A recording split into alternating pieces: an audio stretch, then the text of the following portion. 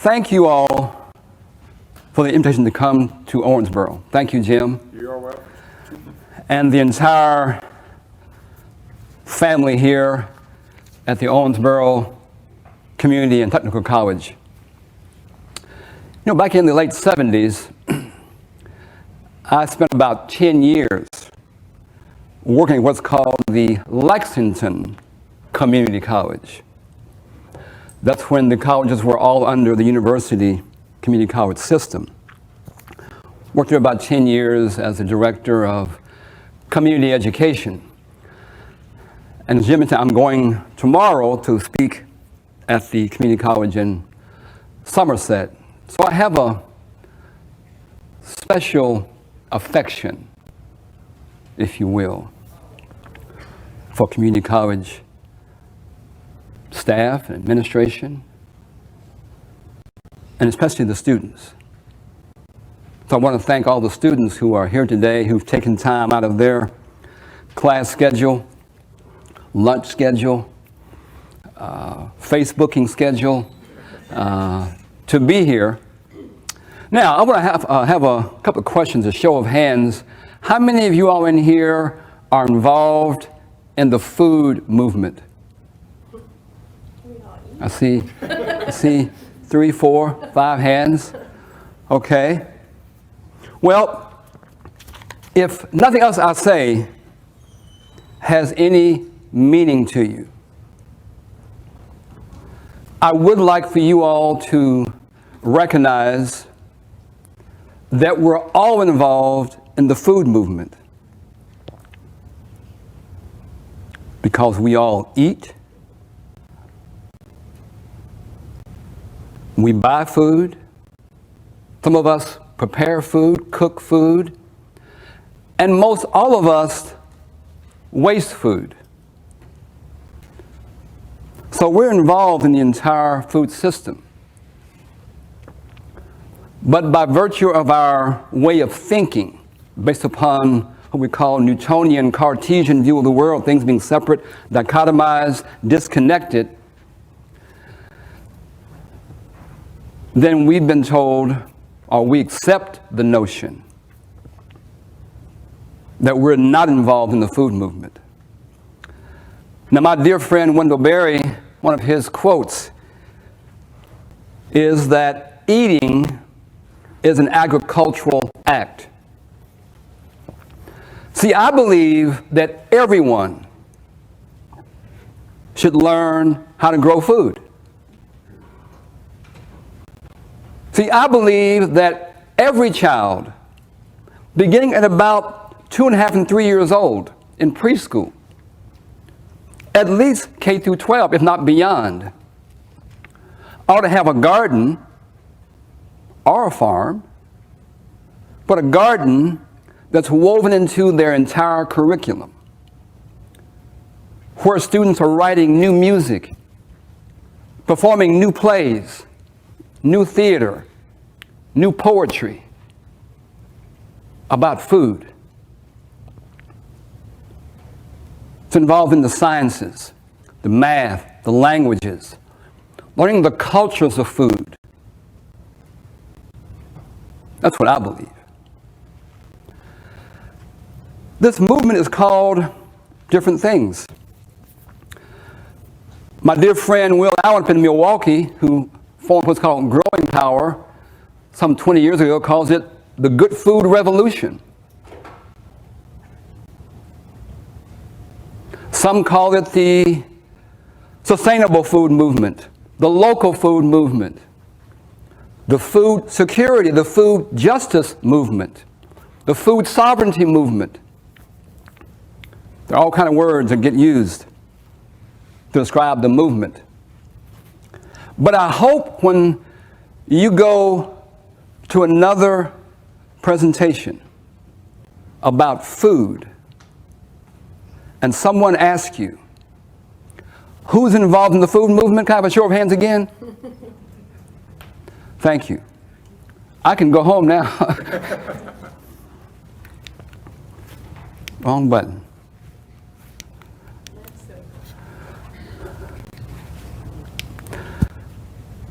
As Jim mentioned, I've been involved in various movements for 50 years.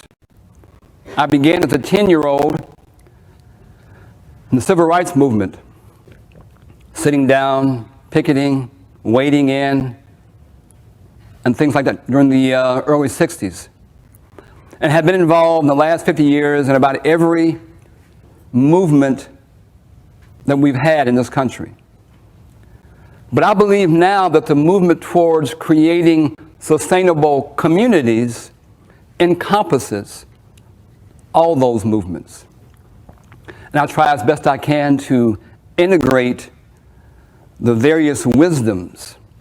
See, I believe, for example, that human beings' actions to degrade Mother Earth are connected to our capacity as men in particular to abuse women and to oppress women. Those things are connected.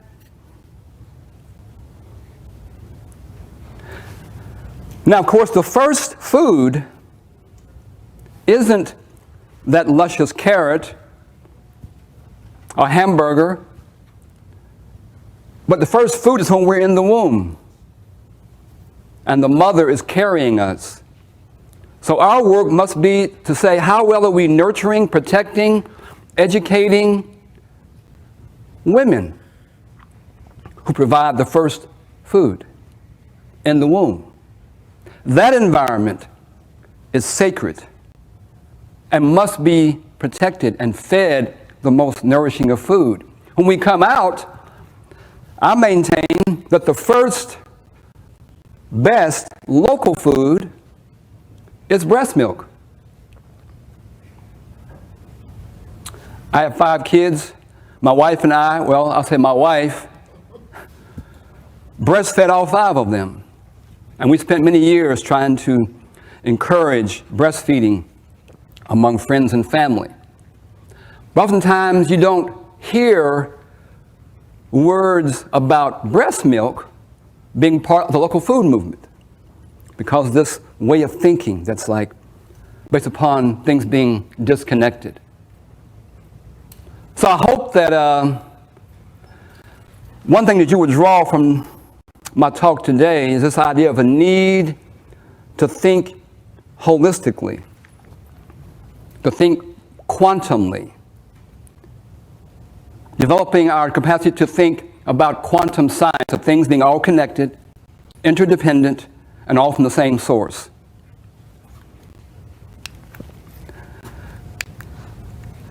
Now, as Jim said, I founded in 2005 Sustainable Communities Network. We work on things at a local level, national as well as international. I have, as you see up here, I've spent time trying to help build some 30 school gardens in and around Lexington, some 40 community gardens. Here we go. I have worked a lot with houses of worship. I've spoken to about every faith that we have in Lexington, whether it's the Unitarian Church, the Baha'is, various Christian denominations, Islamic temples, Jewish synagogues, you name it. Talking about this idea of this movement towards sustainable communities and the role that religion plays in that as being stewards of what we call in the Christian faith God's creation. I've worked in developing gardens in school in city parks, and I have a special affection for working with women's programs, women at risk, like the Christmas House, the program for women who are going through drug and alcohol addiction. Jim mentioned a video that KET featured this spring, still available online, that featured my work with the Bluegrass Domestic Violence Program. Moving that program from the development of a few raised bed gardens to now a whole 40-acre farm that now we're working on. We've hired a full-time farm manager, connecting this whole question of women, gardening, and healing. I've worked with kids and adults in drug court. Local judges have assigned young folks to do community service. And we have them working in gardens. One of the judges, they're in Lexington, a good friend of mine, about once a month, she disrobes. Doesn't mean she's naked now. But she pulls her black robe off, puts her jeans on, her work boots, gets her garden trowel rather than a judge hammer there, gavel, and works in the garden, redefining what it means around what's called restorative justice. And in 72, almost 40 plus years ago, I was a founding member of what's called the Good Foods Cooperative. We began in 72 as a buying club of 15 people, and we had 3 areas of focus. One was local food. 2 was healthy food, meaning minimal processing, as well as organic food. And now our cooperative buys products from 250 plus producers. Food, we buy some clothing, we buy soap, we buy candles, calendars, photography, a whole host of things. So if you're in Lexington anytime in the next weeks or even years to come, stop by the Good Foods Market and Cafe. We have a restaurant, sushi bar. Now, we began the co-op long before the likes of Kroger's and Walmart and even Whole Foods began providing in stores now local food, organic food. And that's great. We think all the stores should be like Good Foods, where you can go and get healthy food for yourself as well as your family. Now, back in 2012, I was invited to contribute to this book here, help write about 2 chapters. I have in there several photographs. Some of them, of course, are from gardens that I've worked on in Lexington, in Detroit, in Louisville, and various quotes. It's a beautiful book full of beautiful pictures, but it's easy to read. It's a nice, good first book of what it means to create sustainable communities. You can get it online still, even though we have published like a sequel to it this past year. Now, oftentimes, if you look at diagrams in books or in lectures about sustainability, it shows these 3 circles. The idea of society, economy, and environment, when they're in harmony and synchrony, produce sustainability. Now, I think that drawing has some weakness in it. I prefer this next one, where it shows 4 circles, adding faith or spirituality to this whole quest for sustainability. But now even this drawing that I've added faith circle, there's some weakness in that. Because if you notice, it appears that these 4 areas are all equal. That human society, human economy, human faith traditions are equal to the environment. That's an example of that old Newtonian way of thinking, that humans are superior. Humans know more than the earth knows. I prefer this drawing here of where you now see the earth as the large circle, and you see all of the human institutions as subcircles in the larger circle. That means that they're not equal. Oftentimes, humans lay witness to the power, to the magic,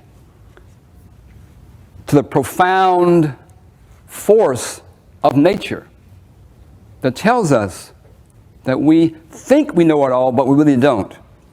So it behooves us to recognize that we are a part of the larger whole. And we are, I think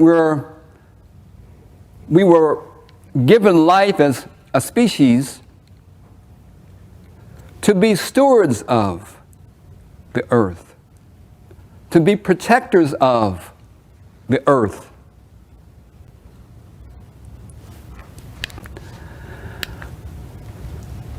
So our trip to Italy, coming up in October, is called Terra, Madre, meaning Mother Earth.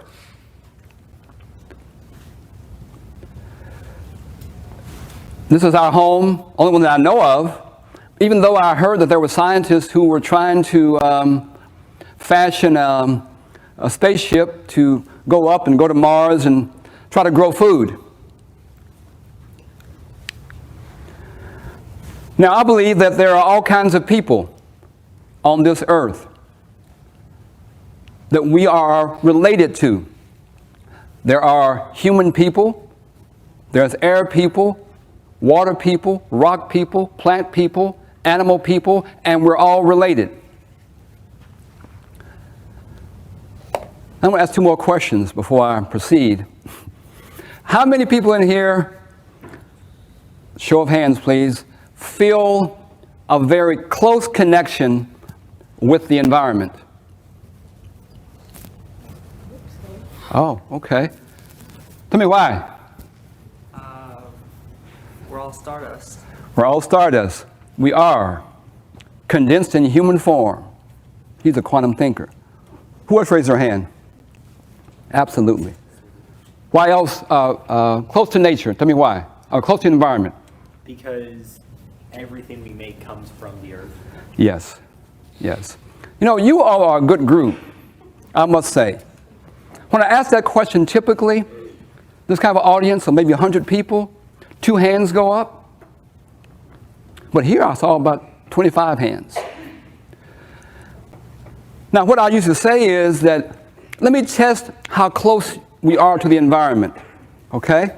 I had a watch on. I don't have a watch. I use a cell phone now for my time. But if you all spent just 5 minutes not breathing, you would see how close the connection is. Or if I asked you, have you had some water in the last week? I'm sure you probably would say yes. And where does the water come from? From our river and streams in and around Owensboro, maybe the Ohio River. If I asked if you had food in the last month, probably each hand would go up. Part of the problem is we don't think we're connected to these things. We call over there the environment, rather than us being a part of the environment. Second question, show of hands. How many of you all, I usually carry with me, today I forgot them. I carry with me some rocks and feathers and wood, but if I held a rock up and I asked you all, who felt closely attuned to this rock or a close rock connection? Any show of hands? Not a one. Okay? Now, that's typical. because we don't want to be subject to rocks. But let me ask a question. Why is our blood red? Iron. Iron? Say it again? Iron. Iron. Exactly. If you look at the hemoglobin molecule, you'll see iron in the center with carbon hydrogen around it. Now, chlorophyll looks almost exactly like hemoglobin. But it has what in the center? Magnesium. They're very, very similar. But it's iron that provides the red color for blood. Now, when I was growing up, Richmond, Kentucky, my mom used to say, Jimmy, you've been misbehaving. You got a hard head. And I probably do have a hard head. And we all may have a hard head, right? And we have pretty strong bones. What makes our bones so hard? Calcium. Calcium? And what else? Phosphorus. And about 23 or more trace minerals. Okay? So we're like walking rocks. But see, we don't think we're part of this family. We don't think that the air, the water, the plants, and animals all become us. That concept is integral to thinking and acting sustainably. That we're all interconnected, we're all from the same source, and that those elements that we think are out there are right here. Could you imagine if you didn't have that iron, but you had magnesium, you'd be a plant. But fortunately, the divine wisdom knew better than us and created these kinds of relationships. And we say they are sacred relationships that should be honored, protected, and we should be stewards of those relationships. Now, I have in here a bunch of slides that I won't go through all of them, but one of the books I recommend is this book called The Great Work by Thomas Berry. And he's written a few others, Dream of the Earth, Universe Story, that describes this. And what's your name, young man, who mentioned the stardust? Austin. My name's Austin. Austin.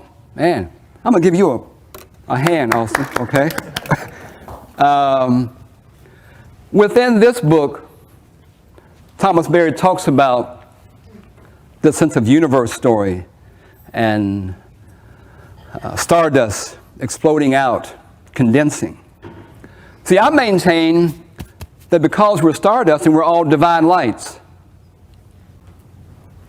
okay? And our work is to bring light in and send light back out. In our words, in our deeds, bring light in, send light back up. And I have a whole story about that. Other writers I recommend, if you haven't read some works by Wendell Berry, good friend of mine, met him when I was at UK in college in the 60s. Been to his farm a number of times. I've shared the podium with him at numerous conferences. Joining Macy, The Great Turning.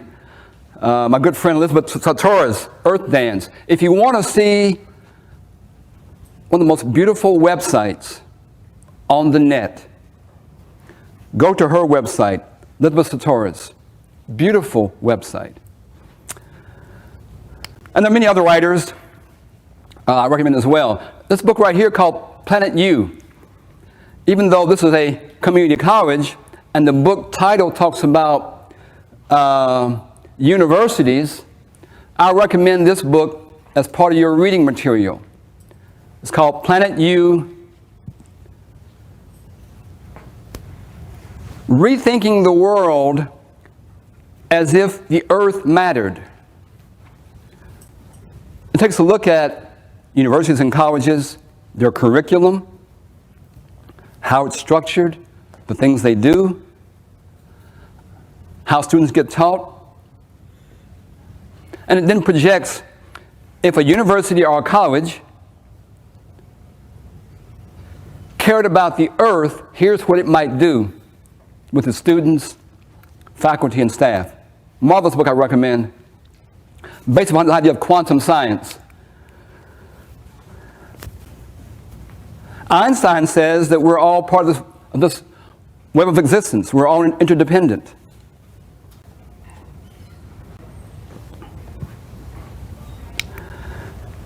So what we need in this transition towards sustainability are whole systems thinking.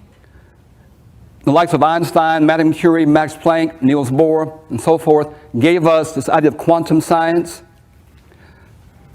as an elevation from Newtonian and the Cartesian view of the world. We need a biocentric focus. We need peace and democracy, spirituality, and leadership. This is where you all come in as students. You all represent the next generation of leaders, the next generation of thinkers and doers. You all represent that generation that can reunite humankind with the earth. Now, what I'm going to do is skip through a bunch of these slides and get my way to our trip to Italy, because I'm sure that Joel Salatin covered a lot of things in here about food justice, food security, food sovereignty, the idea of what's called the industrial farming system that arose after World War II. Now, what happened around World War II was that as we were fighting wars in Europe, in Asia, we were fighting with all kinds of chemical weapons. Okay? I live in Richmond, and a mile from my house is the Army Depot. And it has there some 200 tons of chemical warfare or chemical weapons are stored there. And they're building this plant to burn them up. It would take 10 years to build the plant, and then 20 years to burn up all the chemical weapons. But anyway, we came back from the war with the stockpiles of chemicals. And the question became, what do we do with them? So the various agribusinesses, chemical firms convinced the U.S. government, convinced farmers that we should now use these chemical weapons that we've been using to spray on our farmland, use them as fertilizers, insecticides, pesticides. That's why if you wanted to make a bomb, where would you go? To a farm supply store. So for the last 60 years, we've had this great experiment that says if we just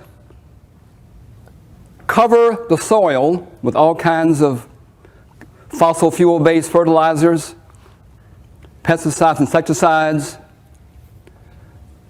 we'll see if humans and nature can survive.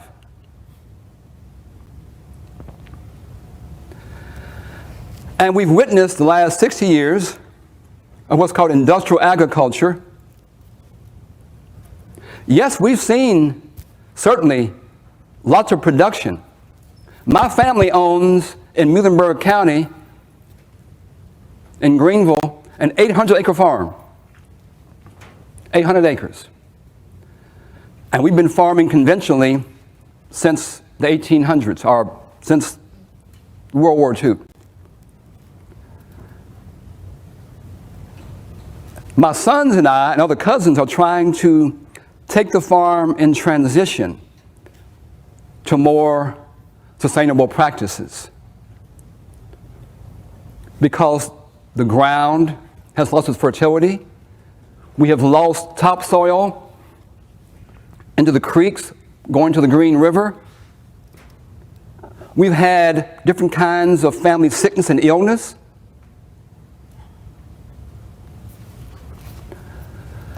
I live now on a farm in Richmond that's 30 acres that goes back in our family, the 1800s. And I'm trying there to move that farmland into a transition, trying to return fertility, planting green manure crops,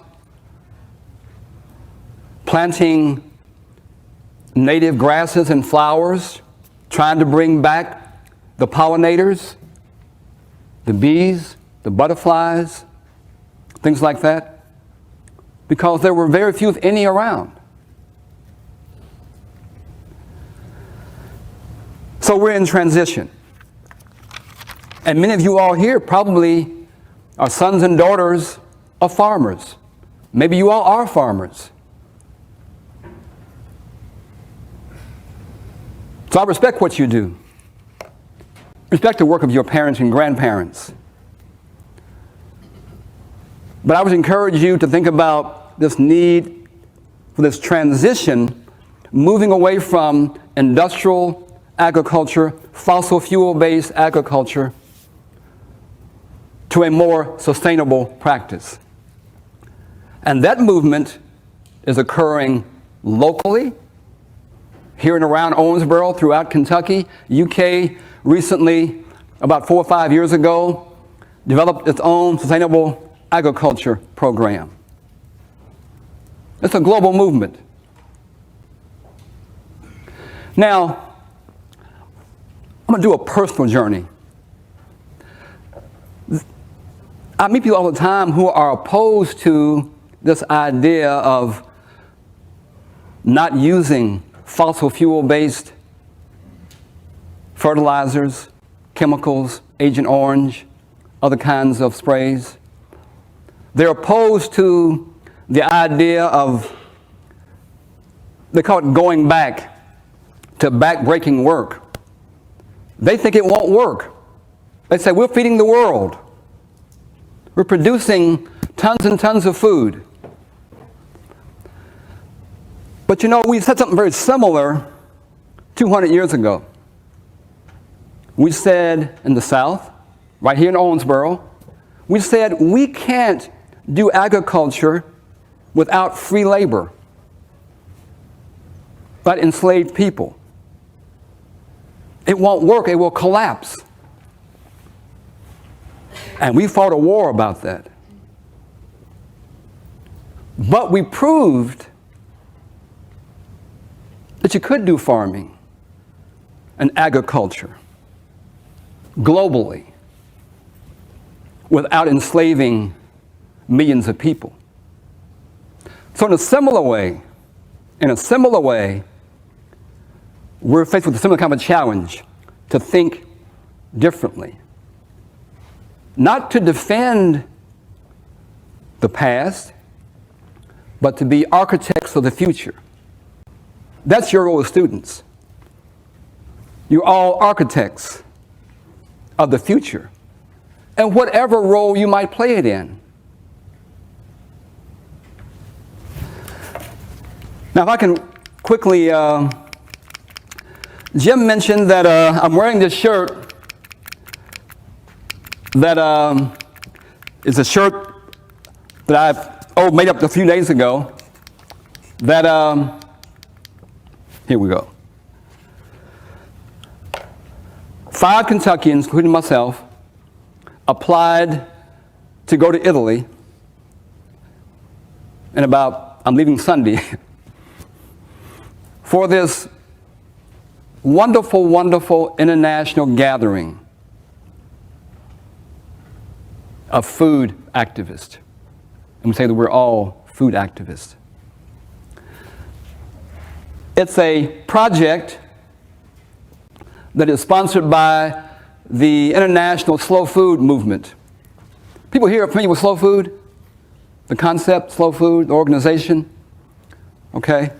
Slow food began in Italy in 86. The farmers in Italy, the cheesemakers and winemakers had heard that the Italian government was going to allow McDonald's to move into Italy. And they were just upset. They thought fast food was antagonistic to Italian culture. They protested, but they lost. The government, because of all the different kind of trade agreements, couldn't really keep McDonald's out. And you'll see them in Rome and the larger cities. But they thought, well, we can't leave it as to what we're against. What are we for? And this global movement arose called slow food. And there are slow food chapters in about every country in the world.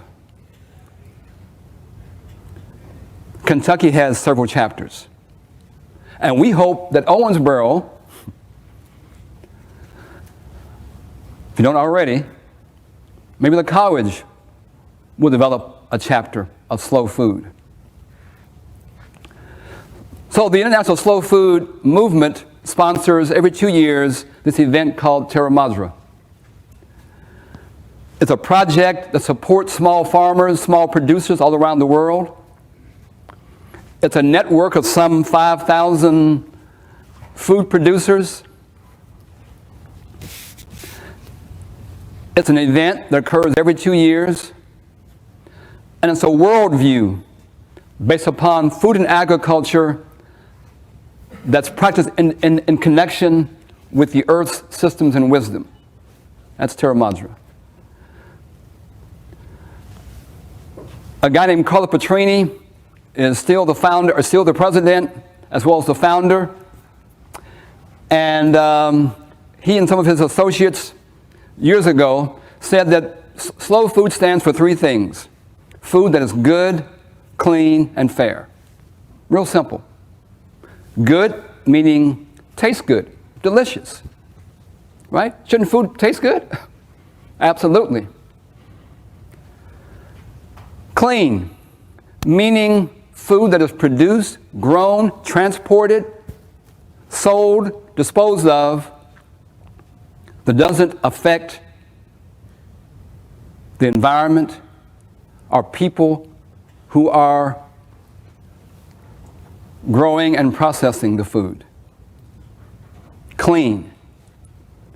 It doesn't harm the environment. It doesn't add chemicals, poisons, and so forth to the environment or to us. And fair meaning that the farmers, the producers, the workers, the farm workers, the restaurant workers, slaughterhouse workers are all given a fair price and a fair wage for what they're doing. So, good, clean, and fair. This right here is a picture of Carlo Petrini. I took that a couple years ago. We have a philosophy I'm going to move into, and people come from all over the world.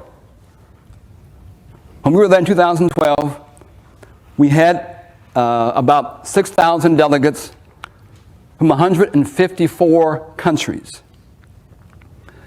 Again, it's a gathering that brings in farmers, small producers, fisher people. There was some what's called Maasai herdsmen who were there a couple years ago. There were Bolivian farmers, Kentucky farmers. There were cooks, young people, activists, educators, media, musicians, theater people. We have drama, we have music that goes on all during this gathering. When people come, they wear what they wear at home. Okay? Now, can you imagine being somewhere like this twice a year with the whole world there with you? What that feels like? You get to meet people, interact with people, dance with people, hug with people, eat with people from all over the world who are all part of this global movement to create sustainable communities, sustainable farms, sustainable fishing, sustainable cheese making, song making. And here's just a small look at some of the dress that you might see. At registration, when we check in, people are there, based upon their countries, getting your, this was my, badge last time for registration. You carry that around, tell us where you're from, the hotel you've been assigned to, things like that. That's what we're doing here. There's this huge marketplace where people bring all kinds of goods from their country. Mostly non-perishable things, of course, if you're traveling. Okay? Now, before going back to summer, I emailed out to a lot of people, the media, different colleges. I emailed Ag Commissioner Comer. I said, hey, I'm going to Italy this year. I want to take with me some items from Kentucky. I took honey last time when I went. There's some honey that some friends of mine are producing up in Appalachia. It's called coal country honey. We have worked with coal mine operators to reclaim some strip mine lands, putting on there native grasses, flowering trees that are perfect food for pollinators, for bees. We got all kind of beehives up there that we have set out, and have a product called Coal Country Honey. I took that with me 2 years ago. Well, Commissioner Comer said, well, Jim, this sounds great. Come to Frankfurt, come to our office, and we'll get you a box of some Kentucky stuff. So I got some, a whole box of it, some sorghum, as well as some granola that's made from Kentucky oats and Kentucky flax and things like that we'll have at our USA exhibit booth, sharing from the USA and Kentucky. People also bring all kinds of clothing items and books and materials to share, and you're just sitting around talking to people, meeting people, learning where they're from, what they do. And these folks here have mostly spices and things and grains and packaged on the floor that you can see. It's dates and things from the Middle East. Gentleman here was from Ecuador with some beautiful clothing. The guy on the my right is from Pakistan. What he's wearing is their traditional outerwear. This friend of mine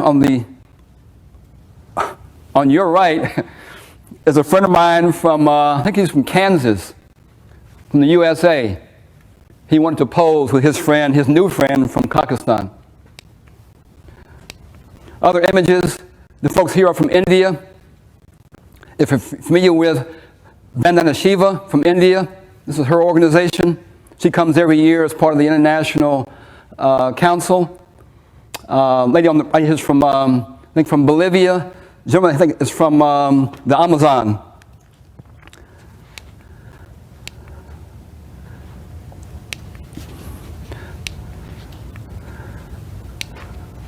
Now, this is the kind of a look at the opening ceremony. Like the Olympics, okay, this is like the size of Lexington's Rupp Arena, holds about 20,000 people. On the floor are some 6,000 delegates. But around there are observers, media people, local people who come out for the opening ceremony. People come in under their flag, okay? So we have someone who's already chosen to carry the flag for the USA, and you're hearing this reading of the alphabet, Albania, and all these. It's just an amazing experience to see individuals come in with their flags, and then they go to the stage on the far right there to sit on the stage. The opening ceremony. Now, this is mentioned because this blurry picture is a young man named Sam Levin. In 2008, Sam Levin, who's from the Boston area, was selected to give one of the major talks at the opening ceremony. Now, if y'all have pencils or paper or computer writing on, do me one favor, and that is write down his name and then go online to YouTube and do a search and look up Sam Levin and listen to his presentation that he gave in front of 20,000 people. Now, Sam was one of the founders of a school garden at his high school that had an inspiration to other high schools around the Boston area. That project, called Project Sprout, inspired many people around the country to begin gardens in high schools. And he also got emails and things from people internationally, other young people who were inspired by what they were doing here. So he was chosen to represent the USA at the opening ceremony. Now, here's what Sam said to us and to you all, even though you all weren't there, talking about young people's role.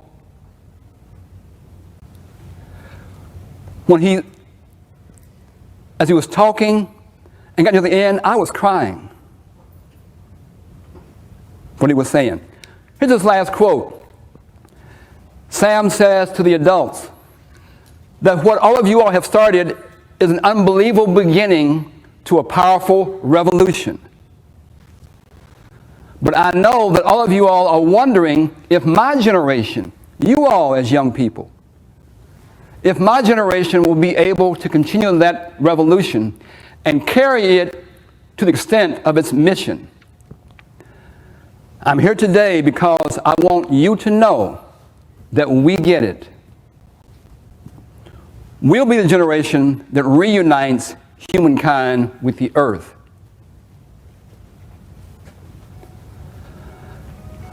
So I hope you all will listen to Sam Levin's presentation and be as inspired as I was, because some of you all here in this audience today might be inspired to apply to go to Terra Madre in 2016.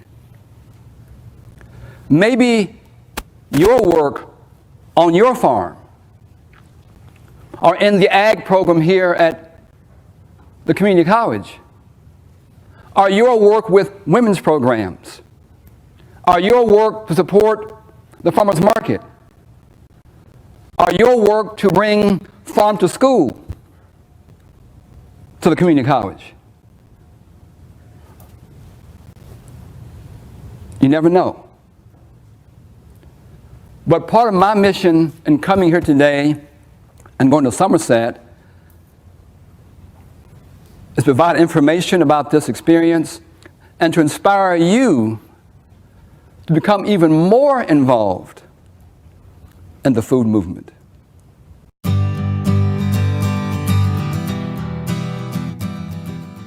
I think often when people think about Kentucky, from a national point of view, they don't think about literature. They don't think about us being literate people. In fact, they think about us being illiterate. One of the best things about a common reading experience is that it builds community. And, Now, I've been a part of maybe a dozen common reading experiences that are either community-wide, school system-wide, and in one case, statewide. And I really appreciated the different kinds of people, class-wise, gender-wise, age-wise, that showed up, and the kinds of questions that they had that were different. But the fact that they were in that same space, united by that one book topic, really made it a very useful experience. For the reading of In Country, the students, I guess